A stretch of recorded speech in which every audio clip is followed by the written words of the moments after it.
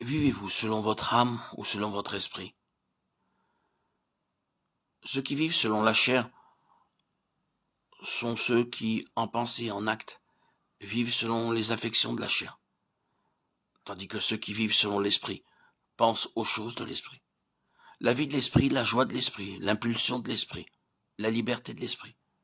Car l'affection de la chair donne la mort, mais la pensée de l'esprit produit la vie et la paix.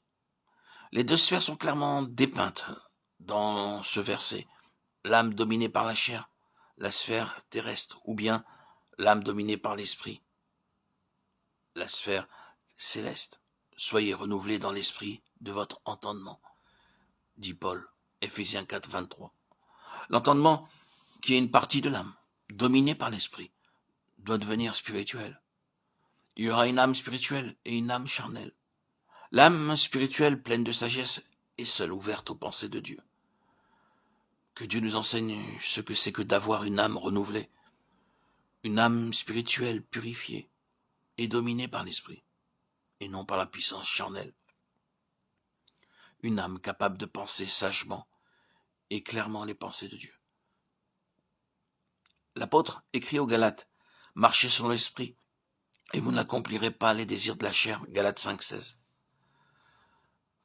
Quand vous réaliserez la demeure du Saint-Esprit dans votre esprit, et que vous lui permettrez de diriger tout votre être lorsque vous marcherez selon l'esprit, alors seulement vous obtiendrez la maîtrise complète sur les désirs de la chair.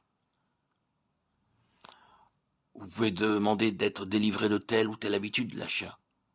Mais à moins que votre esprit ne soit libéré de façon à marcher selon l'esprit, vous retomberez certainement dans votre vieille habitude.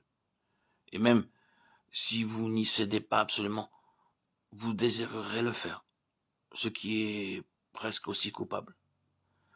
Dieu veut que vous soyez délivrés de la servitude de la chair. Et le moyen pour y arriver, c'est de laisser l'esprit gouverner de façon à ce que le corps soit complètement sous sa domination. Nous voyons dans le Seigneur Jésus, au tombeau de Lazare, comment l'esprit travaille en maître, dominant les armées du mal. Jésus frémit dans son esprit. Jean 11, 33. Frémir ici est l'expression de la douleur profonde, mêlée d'indignation produite dans l'âme du Seigneur, à la vue du pouvoir de la mort sur l'esprit de l'homme. Il alla à la tombe de Lazare avec indignation contre le prince de la mort. Et cette indignation de son esprit éclata avec force et puissance quand il s'écria triomphant de toutes les puissances du mal, « Lazare, sors !»